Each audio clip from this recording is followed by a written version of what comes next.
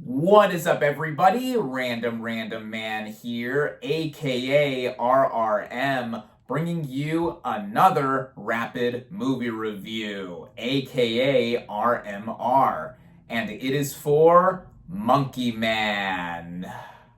Now, the plot of this action thriller follows an anonymous young man who unleashes a campaign of vengeance against the corrupt leaders who murdered his mother and continue to systematically victimize the poor and powerless.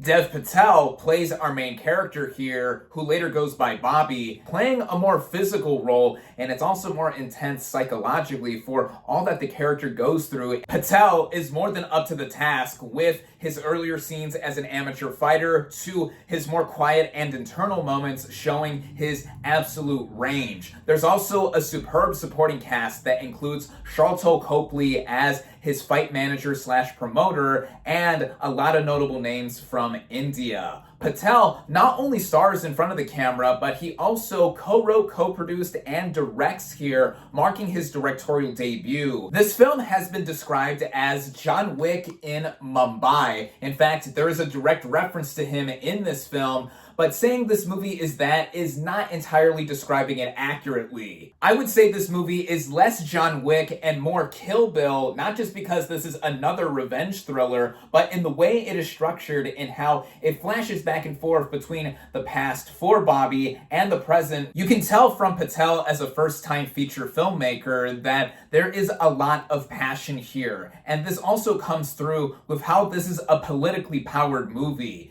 It is a commentary on not just how his main character comes from the lowest of society, having lost everything, also being motivated by trying to get retribution for having lost his mom and village, and also how there is a lot of unrest because of the political corruption that is going on. That makes it clear early on that this is not a non-stop action movie, with it having a lot more to say. It also created for, at first, an imbalance of what the movie is doing with its action and political messaging, feeling rough around the edges also in the way of those action sequences. Outside of the scenes in the ring for Bobby, the first major action sequence has a lot of shakiness with it, but I think that is also representative of the character in him not having total control of the situation. But then when the movie continues into its second half, not only does it balance out more of the thematic elements and also the actual physical action,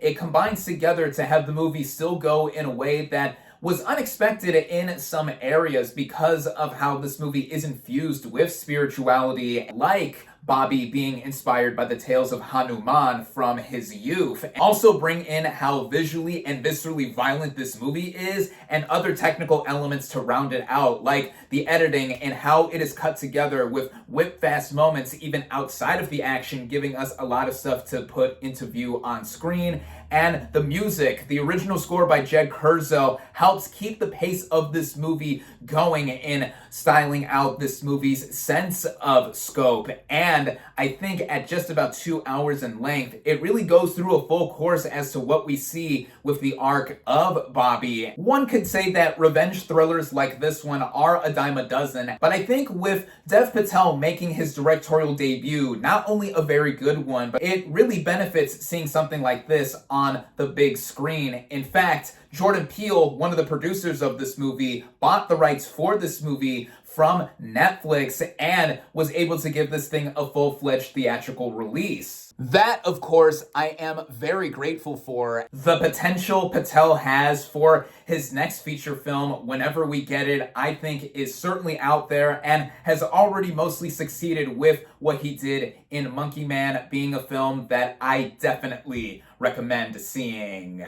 With that, my final verdict for Monkey Man is 4 out of 5 stars. Thank you all, as always, for watching. Be sure to like this video, comment on what you thought of Monkey Man, social media links in the description, subscribe to my channel for more, and I'll catch you on the next movie review.